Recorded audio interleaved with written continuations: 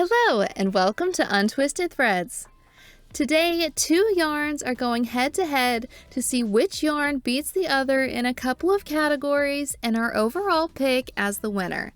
Now, you loved our comparison video in February of Drops Daisy versus Sandnes Garn Double Sunday, and we received a request from a subscriber to do another comparison.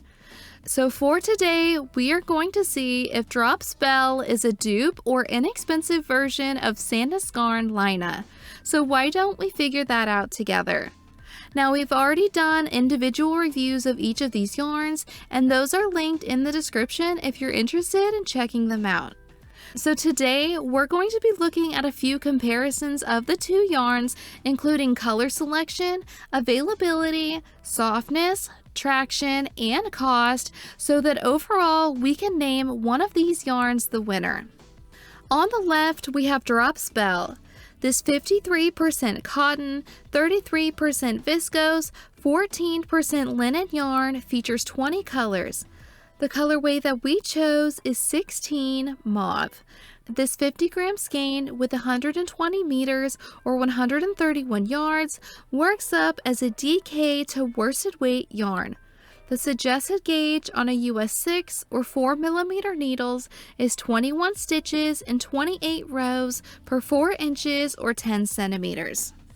And on the right, we have Sandnes Garn Line. This 53% cotton, 33% viscose, and 14% linen yarn features 35 colors. The colorway that we chose is 4632 Rose Lavender. This 50-gram skein with 110 meters or 120 yards works up as a worsted weight yarn. The suggested gauge on a 4 millimeter needle is 20 stitches per 4 inches or 10 centimeters. So with the statistics side by side, we can get into our first category, color selection. Belle currently has 20 colorway options, while Line has 35. Both of these yarns have been out for a little while, but let's do a closer look at what kinds of colors both of them have. Belle features 10 neutral colors, including white, beiges, brown, navy, gray, and a black. There are 5 pinks and reds, 3 blues, 1 green, and a yellow. Line features 8 neutrals, including a few beiges, more browns, a light gray, navy, and black. There are 9 reds, pinks, and purples, 14 blues and greens, and 2 yellows. Now, when ordering these two yarns, I tried to get as close of a color to one another as I could, and looking closer, Line for some reason has more of an even or cohesive look. To me, it looks like the fibers used in Belle took the dye differently. So it depends on the colors that you're looking for to determine what yarn is the winner. When I think of summer garments, I personally think of light colors and neutrals, which I would give Belle for the win for that. But when it comes to all of the other fun spring-summer colorway options like pink, purple, blues, and greens, Line definitely takes the win. So for more options, which could change as both yarns have new colors available right now, Line is the winner for color selection. Belle 0, Line 1.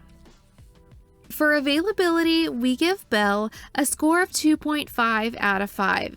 It is not available in the States at any shops that we know of, maybe Amazon if you consider that. I would say your easiest purchasing option of this yarn would be from Wool Warehouse, who ships to the US for only $5 in shipping. International shipping is not as intimidating as it may sound. For availability, Line received a 4 out of 5. Sandnes Garn originates from Norway, and typically when a yarn is European based, it's not always very common here in the States. Although it isn't available on any major craft websites here in the US or even the UK that we know of, there are quite a few purchasing options from other craft shops like Wool & Company, who offer free shipping in the US. So this rating could change in the future, but for now, Line is the winner for availability. Belle 0, Line 2. Next is Softness. This is probably the category you've been waiting for. And you may already know the answer to this one if you have felt both yarns or watched their individual review videos. Actually, neither one of them really gave me that wow feeling. However, one yarn felt softer after blocking, and one yarn felt more rustic after blocking. I was quite surprised. So Lina had a little bit more of a rustic hand when working with it, but it blocked out nicely. Belle, on the other hand, I felt like was softer when working with it rather than blocking. I actually found the skein of yarn to be softer. But after blocking both of them, I can say that they feel pretty much identical. I think Lina has a bit of a cooler hand, but softness-wise, I can't really tell them apart. For comparison, I would say they are a little bit softer than Sandnes Garn Sisu, a superwash wool, and not quite as soft as Filcolana Peruvian, a Peruvian Highland wool. They were still soft, but not like I think that I was expecting.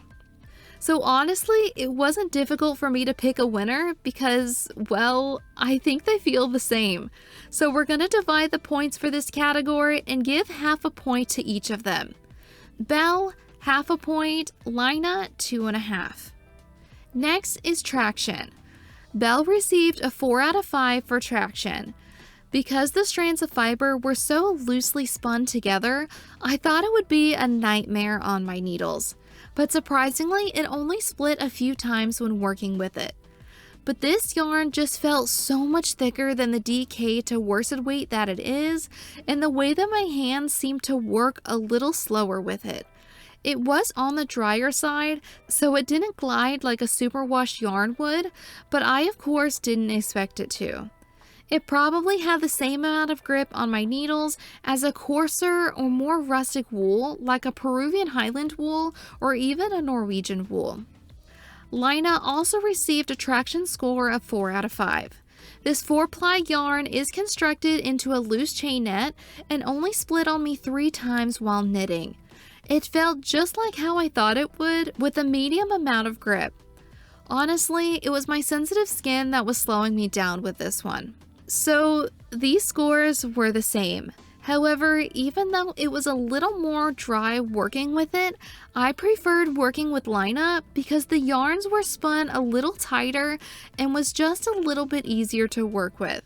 So just barely, Lina is the winner for traction. Belle, half a point, Lina, 3.5. And for cost, Belle received a score of 4.8 out of 5. For being a 50-gram skein, you can expect to pay only $2.53 US per skein. That is less than $3. For a size medium sweater, it'll cost approximately $23. 9 skeins for $23 US. Lina received a score of 3.5 out of 5. For being a 50-gram skein, you can expect to pay $7.50 US per skein. That breaks down to about 6 cents per yard, meaning a size medium sweater would cost approximately $75. So this one is kind of a no-brainer. $75 versus $23 for a sweater quantity, that is almost a third of the cost. So for affordability and cost, Belle is the winner.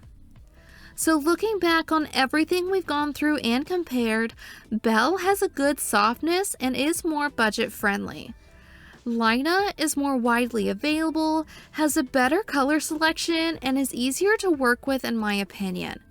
Tallying up their points, Belle ended with 1.5 out of 5 and Lina with 3.5 out of 5 points. So in our opinion of Drops Belle versus Sandnes Garn Lina, Lina is the winner. Now this was just for fun, and depending on what you're looking for in the yarn you're wanting to work with, you may not agree with me, and that is okay. You may not mind about affordability, or you may not want to have to ship your yarn from overseas. Are either one of these yarns my personal favorite for the projects that I like? No, but that doesn't mean that you won't enjoy working with them. Which yarn would you choose as the winner, Drops Belle or Sandnes Garn Lina? We would love to hear your thoughts in the comments below. If you enjoyed today's video, please give it a like, subscribe to our channel, and we'll see you next time.